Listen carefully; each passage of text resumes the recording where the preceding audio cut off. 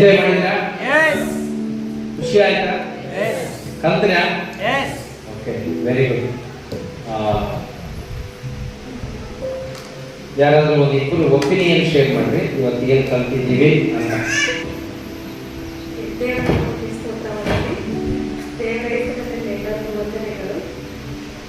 First ನನಗೆ ಏನಾದರೂ ನನ್ನ ಪರಿಚಯ ಕೆಲವರಿಗೆ ಬೇಕು. ನನಗೆ ಊರಿನವಳು ಬೆಳೆದಿರೋರು. ಫಸ್ಟ್ ನನ್ನ ಅಣ್ಣನ ಬಗ್ಗೆ ಹೇಳಕ್ಕೆ ಇಷ್ಟಪಡ್ತೀನಿ. ಫಸ್ಟ್ ನನ್ನ ಪರಿಚಯ ಆಗಿದ್ದು ನಮಗೆ 1999 ಹುಣ್ಣಿಗೆ ಬಂದಾಗ ಅವಾಗ ಪರಿಚಯ ಆಗ್ತಿತ್ತು. ನಾನಿನ್ನೂ ಚಿಕ್ಕ ಇಲ್ಲವರಿಂದ ಗೊತ್ತಾ ಇದ್ದೀನಿ. ಅದನ್ನು ಫಸ್ಟ್ ಮುತ್ತರಾಜಿದ್ರು ಅವರಿಗೆ, ಮುತ್ತರಾಜು. ಅವಾಗ ಅಣ್ಣವರು ಫಸ್ಟ್ ನನಗೆ ಫಸ್ಟ್ ದಿನ ಏನು ನೋಡಿದ್ವೋ ಈಗ ಹಂಗೆ ಇದ್ದಾರೆ. ಪ್ರತಿಯೊಂದು ವಿಷಯದಲ್ಲಿ ನಾವು ದೇವರ ವಾಕ್ಯ ಹೇಳೋ ವಿಷಯದಲ್ಲಿ ನಾವು ಬಂದಾಗ ನಮ್ಮ ಪ್ರೀತಿಯಿಂದ ಸ್ವಾಗತಿಸೋದಾದ್ರೂ ಮತ್ತು ಉತ್ತಮ ಮಕ್ಕಳು ಹಾಗೇನೆ ಅವ್ರ ಫ್ಯಾಮಿಲಿ ಒಟ್ಟಾರೆ ಹಂಗೆ ಇದ್ದಾರೆ. ನನ್ನಲ್ಲಿ ಬರ್ತಾ ಇದ್ದೀನಿ, ಯಾವಾಗ ಹಂಗೆ ಇದ್ದೀನಿ, ನನ್ನ ಚೇಂಜ್ ಆಗಲ್ಲ ಅಂತ. ಮತ್ತೆ ಫೋನ್ ಬರ್ತಾ ಹಂಗೆ ನಾವು ಚೇಂಜ್ ಆಗಬಾರ್ದಲ್ಲ ಮತ್ತು ಈ ಕಾರ್ಯಕ್ರಮ ಬಗ್ಗೆ ಹೇಳೋದಾದ್ರೆ ಇದೇ ನಾವು ಮೈಸೂರು ಮಳವಳ್ಳಿಗೆ ಹೋಗಿದ್ವಿ. ಅಣ್ಣನೇ ಫಸ್ಟ್ ಇದೆ, ಗೌರಮ್ಮ ಇದ್ದಾರೆ, ಇನ್ನೂ ಕೆಲವು ವಸಂತ ಇದ್ದಾರೆ. ನಮ್ಮನ್ನೆಲ್ಲ ಕರ್ಕೊಂಡು ಹೋಗಿದ್ವಿ. ಫಸ್ಟ್ ನಾವು ಹುಳಿಯಿಂದ ಹೋಗಿದ್ದು ಮೈಸೂರು. ಅಲ್ಲೇ ಇದೇ ಥರ ನಮಗೇನು ಗೊತ್ತಿಲ್ಲ. ಸರ್ ಹೇಳಿದಂಗೆ ಬೆಂಗಳೂರು ಇಲ್ಲಿ ಲಾಟ್ ಆಫ್ ಡಿಫ್ರೆನ್ಸ್ ಇದೆ ನಮಗೆ. ಆದರೆ ಈ ಥರ ಕಾರ್ಯಕ್ರಮಗಳು ನಮಗೆ ಆಗಿತ್ತು, ಇವತ್ತಾಗಿತ್ತು. ಈ ಕಾರ್ಯಕ್ರಮದಲ್ಲಿ ನಾನು ಬಂದಿದ್ದು ಇನ್ನೂ ಖುಷಿ ಇದೆ. ಯಾಕಂದರೆ ನಾವು ಚಿಕ್ಕವರಿಂದ ನೋಡಿದಾಗ ಇಂಥ ಕಾರ್ಯಕ್ರಮಗಳು ಆಗಿಲ್ಲ. ನಾನು ಹೆಮ್ಮೆಯಿಂದಲೇ ಹೇಳ್ಕೊತೀನಿ, ಈ ಥರ ಫಸ್ಟು ಆಗಿ ಮಾಡಿದ್ದು ಇನ್ನು ಇದೇ ಥರ ಮುಂದೆ ಮಾಡಬೇಕು ಅಂತ ಅಣ್ಣರೇ ನಾನು ರಿಕ್ವೆಸ್ಟ್ ಮಾಡ್ಕೊತೀನಿ. ತುಂಬ ಧನ್ಯವಾದಗಳು. ಅದು ದೇವರ ವಿಷಯದೊಂದೇ ಅಲ್ಲ, ಪ್ರತಿಯೊಂದು ಸಾಮಾಜಿಕವಾಗಿ ಆರ್ಥಿಕವಾಗಿ ಕಾಳಜಿ ತುಂಬಾ ಇದೆ. ಅದರಲ್ಲಿ ಯೂತ್ಸ್ ಅಂತ ಬಂದಾಗ ಯಾವಾಗಲೂ ನಾವು ಚಿಕ್ಕವರಿಂದಲೂ ಹೇಳ್ತಾ ಇದ್ರು. ಕ್ರಿಸ್ಮಸ್ ಬರೋದಾಗಲಿ ಬಂದಾಗ ನಮಗೆ ಡ್ರಾಮಾ ಮಾಡಿಸೋದು, ಮೊಕ್ಕ ಹೇಳೋದು, ಪ್ಯಾರೆಂಟ್ಸ್ ಎಲ್ಲ ಕರ್ಕೊಂಡು ಹೋದಾಗ ತುಂಬ ಕಾಳಜಿ, ಕೇರ್, ನಮಗಷ್ಟು ಕೇರ್ ಮಾಡ್ತಾರೆ. ಅದರಲ್ಲಿ ಹುಡುಗಿಯರಂದ್ರೆ ಇನ್ನೂ ಕೇರ್ ಮಾಡ್ತಾರೆ. ನಮ್ಮ ಮನೆಗೆ ಹೇಳಿ ಬಂದಿದ್ರೆ ಅಲ್ಲಿ ಒಟ್ಟು ಫ್ಯಾಮಿಲಿ ಆ ಥರ ಇರ್ತಾರೆ. ಅದು ದೇವರಿಂದ ಬಂದ ಹೊರನೆ. ನಮಗೂ ಕೆಲವು ಜನ ಹೇಳಿದ್ದಾರೆ ಈ ಥರ ಇರೋಕೆ ಏನು ಕಾರಣ ಅಂತ. ನಾನು ಹೆಮ್ಮೆಯಿಂದ ಹೇಳಿದ್ದೀನಿ, ಯಾವಾಗಲೂ ಹೇಳ್ತೀನಿ. ನಾವು ದೇವರ ನಂಬಿರೋದ್ರಿಂದ ನೀವು ನನ್ನ ವಾಕ್ಯಗಳನ್ನು ನಿಮ್ಮನ್ನೆಲ್ಲ ಹೋಗಿದ್ರೆ ಏನಾದರೂ ಸಾಧ್ಯ. ದೇವರು ಹೇಳಿರ್ತಿಲ್ಲ, ನಮ್ಮ ಹೃದಯದಲ್ಲಿ ದೇವರು ಇದ್ದಾಗ ಚೇರ್ ಹಾಕಿ ಕೂತ್ಕೊಂಡಿದ್ದು ಸಿಸ್ಟ್ರು ಫಿಗರ್ ಹಾಕಿ ಚಿತ್ರ ಬಿಡಿಸಿದ ಪ್ರಕಾರ ಮೊದಲು ನಮ್ಮ ಸ್ಥಾನದಿಂದ ದೇವರಿಗೆ ಕೊಟ್ಟಾಗ ಎಲ್ಲವೂ ಸಾಧ್ಯನೇ. ಹಾಗೆ ಇಲ್ಲಿ ಬಂದಿರೋ ಪ್ರತಿಯೊಬ್ಬರಿಗೂ ಹೇಳೋದಿದ್ದಾನೆ, ಇಲ್ಲಿ ಬಂದು ಕೇಳಬೇಕು. ಮತ್ತೆ ನಾವು ಬೆಳೆ ಸೆಕ್ಷನಲ್ಲಿ ಸುಮ್ಮನೆ ಏನೋ ಬಂದಿದ್ದೀವಿ ಅನ್ನೋದಲ್ಲ. ಸೊ ನಾವು ಕೇಳಿರೋ ಜೊತೆಗೆ ಇದು ನಾವು ಅಳವಡಿಸ್ಕೊಳ್ಬೇಕಂತ. ಈ ಥರ ಸಿಗೋದು ಕಷ್ಟ. ಫಂಕ್ಷನ್ ಮಾಡ್ತೀವಿ, ಪ್ರೋಗ್ರಾಮ್ ಮಾಡ್ತೀವಿ, ಎಂಜಾಯ್ ಮಾಡ್ತೀವಿ, ಪಾರ್ಟಿ ಮಾಡ್ತೀನಿ, ಅದೇ ಅಷ್ಟೇ. ಇದು ಆತ್ಮಿಕವಾಗಿ ಜೀವನದಲ್ಲಿಯೂ ನಾವು ಏನು ಅಳವಡಿಸ್ಕೊಳ್ಬೇಕು ಅದು ವಾಕ್ಯದ ಮೂಲಕ ಹೇಳೋದು ತುಂಬ ಗ್ರೇಟ್. ಒಂದು ಸೆಕೆಂಡ್ ಇಂಥ ಕಾರ್ಯಕ್ರಮಗಳು ನೀವು ಅಳವಡಿಸ್ಕೊಂಡಿದ್ದೆ ತುಂಬ ಧನ್ಯವಾದಗಳು. ಇದೇ ರೀತಿ ಮುಂದುವರೆಗೆ ಇನ್ನು ತುಂಬ ಇದೆ ಹೇಳೋದು. ನಾನು ಆಗ ಸಭೆ ಬಂದಾಗ ನಾನು ಹಂಚ್ಕೊಳ್ಳೋಕ್ಕೆ ಇಷ್ಟಪಡ್ತೀನಿ. ನನಗೆ ಅವಕಾಶ ಕೊಟ್ಟಿದ್ದೀವಿ, ತುಂಬ ಧನ್ಯವಾದಗಳು.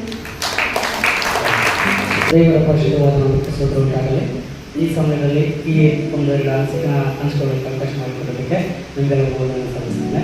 ಈ ಒಂದು ವಿವಾಹ ಪೂರ್ವ ಸಮಯದಲ್ಲಿ ನಾವು ಯಾವ ರೀತಿಯಾಗಿರಬೇಕು ಅನ್ನೋದಕ್ಕೆ ಹಲವಾರು ವಿಚಾರಗಳನ್ನು ನಾವು ಇವತ್ತು ಕಲ್ತ್ಕೊಟ್ಟಿದ್ದೇವೆ. ನಮ್ಮ ಮಾಸ್ಟರ್ ತುಂಬಾ ನಮಗೆ ಕಲಿಸ್ಕೊಟ್ಟಿದ್ದಾರೆ, ಅದಕ್ಕೆ ಥ್ಯಾಂಕ್ ಯು. ಈ ರೀತಿಯಾಗಿರ್ತಕ್ಕಂಥ ವ್ಯವಸ್ಥೆ ನಮ್ಮ ಮಾಸ್ಟರ್ ಮಾಡೋದಕ್ಕೆ ಧನ್ಯವಾದಗಳು. ಇದನ್ನು ವಿಶೇಷವಾಗಿ ನಾವು ಯಾವ ರೀತಿ ನೆನೆಸ್ಬೇಕು ಅಂದರೆ, ಯೌವನಸ್ಥನಾಗಿರ್ತಕ್ಕಂಥ ನೀನು ಯಾವ ರೀತಿ ಇರಬೇಕು ಅನ್ನೋದನ್ನ ದೇವರು ನಿರ್ಣಯ ಮಾಡಿ ಇವತ್ತು ನಮ್ಮನ್ನು ಕರ್ಕೊಂಡ್ಬಂದು ನಮಗೆ ತಿಳಿಸಿದ್ದಾರೆ. ಅದಕ್ಕೋಸ್ಕರ ದೇವರಿಗೆ ಒಂದು ಸಲ್ಲಿಸ್ತೇನೆ. ಇನ್ನೊಂದು ವಿಶೇಷವಾಗಿ ನಮ್ಮ ವಿವಾಹ ವಿಷಯದಲ್ಲಿ ಪ್ರಾರ್ಥನೆಯಿಂದ ಸ್ಟಾರ್ಟ್ ಮಾಡಬೇಕು. ಯಾಕಂದ್ರೆ ನಾವು ಕಟ್ಕೊಂಡಿರ್ತಕ್ಕಂಥ ಸಂಬಂಧಗಳು ಶಾಶ್ವತ ಅಲ್ಲ. ದೇವರು ಕಟ್ಟಿದ್ರೆ ಅದನ್ನು ಬಿಡಿಸೋದಕ್ಕೆ ಯಾರಿಂದಲೂ ಸಾಧ್ಯ ಇಲ್ಲ. ಈ ರೀತಿಯಾಗಿರ್ತಕ್ಕಂಥ ಹಲವಾರು ಅಂಶಗಳನ್ನ ದೇವರ ವಾಕ್ಯದ ಮೂಲಕವಾಗಿ ತಿಳಿಸ್ಕೊಟ್ಟಿದ್ದಕ್ಕೆ ಪಾಸ್ಟರ್ಗೆ ಧನ್ಯವಾದಗಳು.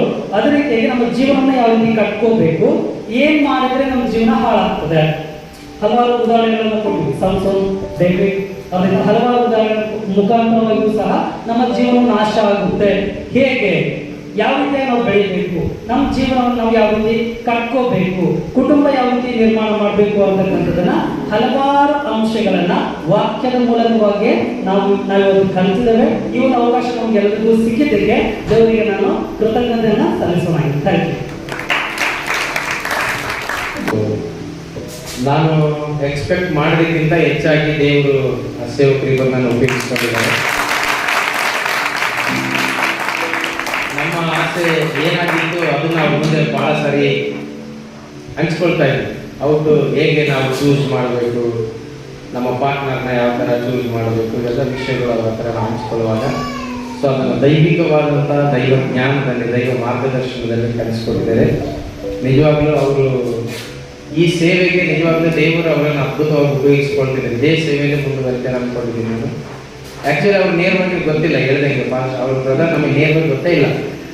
ನಿನ್ನೆ ರಾತ್ರಿ 9:00 ಕತ್ಲಾಗ ಅವ್ರ ಮುಖ ನೋಡಿ ಅಷ್ಟೇ.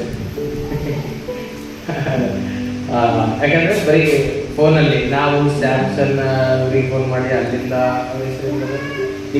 ಆಸ್ಟಿನ್ ದಿವಾಕರ್ ಬ್ಯಾಂಗ್ಳೂರಲ್ಲಿ ಅವರಿಗೆ ಮತ್ತು ವಿಜಯ್ ಹೆಬ್ಬಾಳ್ ಅವರನ್ನ ಕಾಂಟ್ಯಾಕ್ಟ್ ಮಾಡಿ ಅವ್ರ ಕಡೆಯಿಂದ ಇವ್ರ ನಂಬರ್ ತಗೊಂಡಿದ್ದಾರೆ.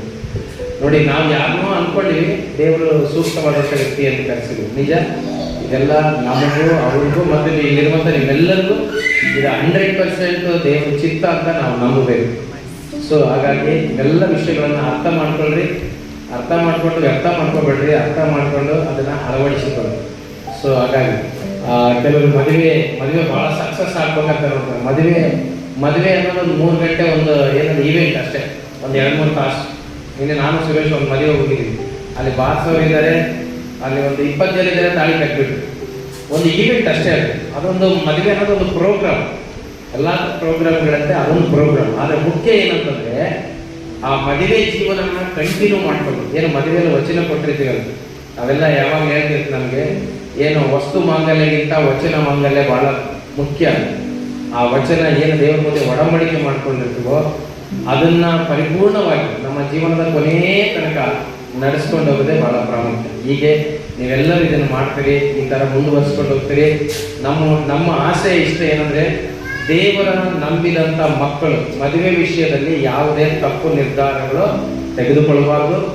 ಮದುವೆ ಜೀವನದಲ್ಲಿ ಎಲ್ಲೂ ಸಹ ಅರ್ಧಕ್ಕೆ ನಿಂತುಕೊಳ್ಳದೆ ಅದನ್ನು ಪರಿಪೂರ್ಣವಾಗಿ ಮುಂದೆ ಸಾಗಿಸ್ಕೊಂಡು ಹೋಗ್ಬೇಕನ್ನೋದೇ, ಆನಂದವಾಗಿ ಆರೋಗ್ಯದಾಯಕವಾಗಿ ಲೈಫ್ ಲಾಂಗ್ ಅದನ್ನು ಪ್ರಾಕ್ಟೀಸ್ ಮಾಡಬೇಕನ್ನೋದೇ ನಮ್ಮ ಆಸೆ. ಅದಕ್ಕಾಗಿದ್ದೇವೆ. ಶಾರದವ್ರು ಹೇಳ್ದಂಗಿದೆ, ದೇವ್ರ ಚಿತ್ತ ಆದ್ಮೇಲೆ ನಿಮ್ಮ ಗ್ರೂಪ್ ಇದೆ, ಎಷ್ಟು ಜನಕ್ಕಿಲ್ಲ ನೆಕ್ಸ್ಟ್ ಈ ಥರ ಆಗಬೇಕು, ಇನ್ನು ಬೇರೆ ಥಿಂಕ್ ಮಾಡ್ತೀವಿ. ಅವ್ರು ಹೇಳ್ದಂಗೆ ಇದು 1 ದಿನಕ್ಕೆ ಸಾಕಾಗಲ್ಲ ಪಾಸ್ಟರ್, ಒಂದು 2-3 ದಿನ ಮಾಡ್ಬೇಕಂತ ಹೇಳಿದ್ರು. ಹೌದು, ಅನಿಸ್ತಾರೆ. ಈಗ ಏನಂದ್ರೆ ತುಂಬ ವಿಷಯಗಳು ತುಂಬ ಸ್ಪೀಡ್ ಹೋಗ್ತಾ ಇದ್ರು. ಈಗ ಕೊನೆಯ ಟಾಪಿಕ್ ಅಂತೂ ತುಂಬ ಏನಂದ್ರೆ ಇಂಟ್ರೆಸ್ಟಿಂಗು, ಮತ್ತು ಎಲ್ಲರ ಲೈಫಲ್ಲಿ ಅದು ಆಗ್ತಿರೋದೇ.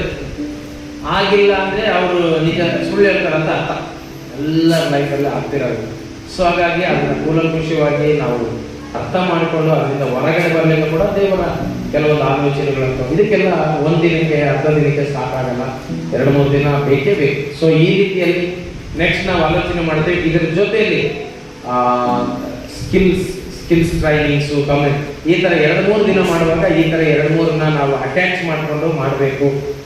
ಇದಕ್ಕೆ ಆದಂಥ ರಿಸೋರ್ಸ್ ಪರ್ಸನ್ನು, ಸ್ಕಿಲ್ ಟ್ರೈನಿಂಗಿಗೆ ಬೇರೆ, ಸೆಲ್ಫ್ ಎಂಪ್ಲಾಯ್ಮೆಂಟ್ಗೆ ಬೇರೆ, ಈ ಥರ ಅಂದರೆ ಎಲ್ಲ ನಮ್ಮ ಕ್ರೈಸ್ತಿಯ ಮಕ್ಕಳು ಮತ್ತು ಕ್ರೈಸ್ತಿಯ ಉಪನ್ಯಾಸಕರು ಅಥವಾ ರಿಸೋರ್ಸ್ ಪೀಪಲ್ನ ಪ್ಲಾನ್ ಮಾಡಿ ಮಾಡಬೇಕಂತ ಆಲೋಚನೆ ಇದೆ. ಪ್ರಾರ್ಥನೆ ಮಾಡಿರಿ. ಮತ್ತು ಎಷ್ಟು ಜನ ಗ್ರೂಪಲ್ಲಿ ಇದೆ, ನಾವು ಗ್ರೂಪ್ ಮಾಡಿದ್ದೀವಲ್ಲ ಪ್ರೀ ಮೆಡಿಕಲ್ ಇದರಲ್ಲಿ ಎಷ್ಟು ಜನ ಇದೆ. ಸೊ ನೀವೆಲ್ಲ ಈಗೆಲ್ಲರಿಗೂ ಹೇಳೋಕ್ಕಾಗಿಲ್ಲ, ಗ್ರೂಪಲ್ಲಿ ಇದೆ. ನೀವು ಟೆಕ್ಸ್ಟ್ ಮಾಡಿ ಅಂತ ಹೇಳ್ರಿ, ಮಾತಾಡಿ ಅಂತ ಹೇಳ್ರಿ, ಏನಾದರೂ ವಾಯ್ಸ್ ರೆಕಾರ್ಡ್ ಆದ್ರೆ ಹಾಕ್ರಿ, ಟೆಕ್ಸ್ಟ್ ಮಾಡೋದ್ರೆ ಹಾಕ್ರಿ. ಹೇಗಿತ್ತು ಅನುಭವ ನೀವು ಆ ಗ್ರೂಪಲ್ಲಿ ಹಂಚ್ಕೊಳ್ಬೋದು. ಅಥವಾ ನೀವು ಹೇಳ್ಬೋದು, ನಾವು ಮುಂದೆ ಆಗಾಗ ಮಾಡ್ತಾ ಇದ್ವಿ, 6 months, yearly once, 3 months once ಈ ಥರ ಮಾಡ್ತಾ ಇರೋದು. ನಿಮ್ಮ ವೈಯಕ್ತಿಕವಾದಂಥ ಅಭಿಪ್ರಾಯಗಳನ್ನು ನೀವು ತಿಳಿಸ್ಬೋದಾ? ಇವತ್ತು ನಮಗೆ 2 ಪಾಠ ಮಾಡಿದಂಥ ಆ ಉಪದೇಶಕರ ಬಗ್ಗೆ ಕೂಡ ನೀವು ತಿಳಿಸ್ಬೋದು. ನಾವು ಅದನ್ನು ಅವರಿಗೆ ಫಾರ್ವರ್ಡ್ ಮಾಡ್ತೇವೆ. ಓಕೆನಾ? ಮನೆಗೆ ಹೋಗಕ್ಕೆ ರೆಡಿನಾ? ಓಕೆ. ನೋ ಸಂಗೀತ ಹೋಗಲ್ಲ ಅಂತ ಓಕೆ. ಒಂದು ಈಗ ಬ್ರದರ್ 7 ವರ್ಷ ಅವರನ್ನು ಮತ್ತೆ ಸಿಸ್ಟರ್ನ ನಾವು ದಯಮಾಡಿ ಮೇಲೆ ಬರ್ಬೇಕಂತ ಕೇಳ್ಬೋದು. ಸೊ ಬಂದಂತ ನಿಮ್ಮೆಲ್ಲ ಬಳ್ಳಾರಿಯಿಂದ ಎಷ್ಟು ಜನ ಬಂದಿದೆ ಕೈ ಎತ್ತಿರಿ. ಅನ್ವೇಷ್ ಅವರು ಹೋಗ್ತಿಲ್ಲ. ಬಳ್ಳಾರಿಯಿಂದ ಎಷ್ಟು ಜನ ಬಂದಿದೆ? ಜೋರ ಕೈ ಎತ್ತಿರಿ. ಸೊ ಬಳ್ಳಾರಿ ಬಿಟ್ಟು ಉಳಿದವರೆಲ್ಲ ಜೋರ ಚಪ್ಪಾಳೆ ತಟ್ತಾರೆ.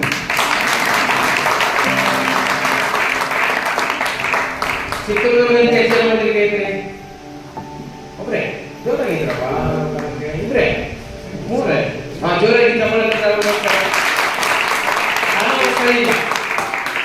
ಕಾನವಸಳಿ. ಓಕೆ, ಅವ್ರಿಗೋಸ್ಕರ ಜೋರಾಗಿ ಚಪ್ಪಾಳೆ.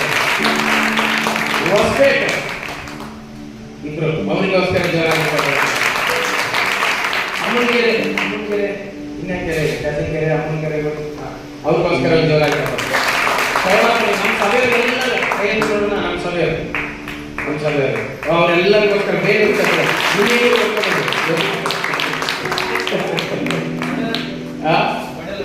ಬಡಲ ನಮ್ಮ ಸಭೆಯವರಲ್ಲ ಅವರು. ಹೆಗ್ಗಾಳಿಂದ ಬಂದಿದ್ದಾರೆ. ಹೆಗ್ಗಾಳ, ಅವ್ರಿಗೋಸ್ಕರ ಚಪ್ಪಾಳೆ. ಆ ಬಡವರಿಗೆ ನಾಗರಾಜ್ ಅವರು ಟೀಚರ್, ಜ್ಞಾನಭಾರತದಲ್ಲಿ ಟೀಚರ್ ಆಗಿದ್ದಾರೆ. ಅವ್ರಿಗೂ ಜೋರಾಗಿ ಚಪ್ಪಾಳೆ. ಚಿತ್ರವಳ್ಳಿ ಮತ್ತೆ ನಮ್ಮ ಪಾಸ್ಟರ್ ಮಧುಸೂದನ್ ಅವ್ರಿಗೋಸ್ಕರ. ಇನ್ನೊಬ್ಬರು ಟೀಚರ್ ಅನ್ವೇಷ್ ಅವರು ಕೂಡ ಟೀಚರ್. ಬೆಂಗಳೂರಿನ ಅವ್ರಿಗೋಸ್ಕರ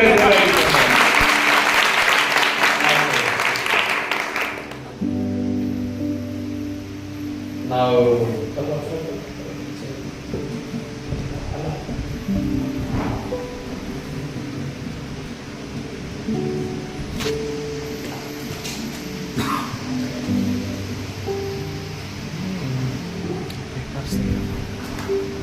ಇದನ್ನು ಹಾಕುವಾಗ ಎಲ್ಲರೂ ಜೋರಾಗಿ